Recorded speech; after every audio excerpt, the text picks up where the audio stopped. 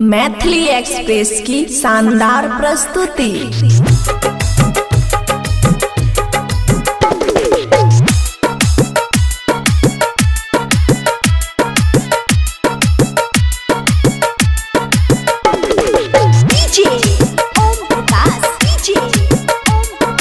खुशी recording studio बलुआहा।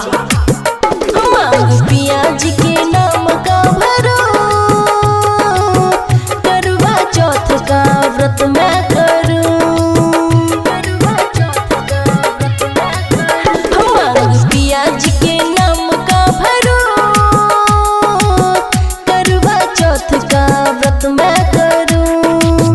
लंबी उम्र हो पिया की, लंबी उम्र हो पिया की, बस इतनी सी विनती करूं। मांग पियाजी के नाम का भरो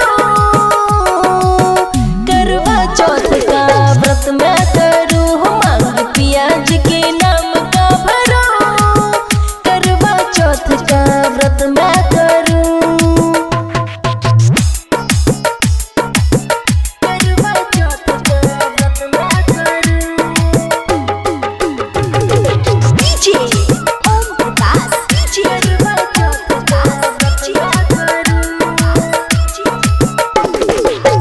चांद सा चमके सूरज जैसा दमके, रह में सुहागन हाथों में चूड़ी खन के। हो चांद सा चमके सूरज जैसा दमके, रह में सुहागन हाथों में चूड़ी खन के। जन्म जन्म तक रहूं संग सजना के बलैया हरो। मांग पियाजी के नाम के भरो करवा चौथ का व्रत मैं करूं।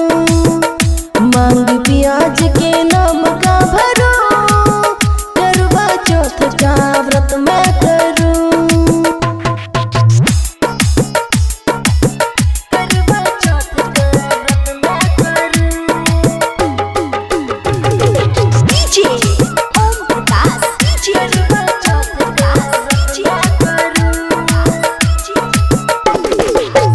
कम ना हो मेरी सजना की चाहत, हम दोनों की जोड़ी रखना सलामत। हाँ कम ना हो मेरी सजना की चाहत, हम दोनों की जोड़ी रखना सलामत। चांद को देख व्रत तोरो सजना के बलैया हरो। मांग पियाजी के नाम के भरो करवा चौथ का व्रत मैं करूं। हो मांग पियाजी के नाम का भरो करवा चौथ का व्रत मैं करूं। खुशी रिकॉर्डिंग स्टूडियो बलुआहा।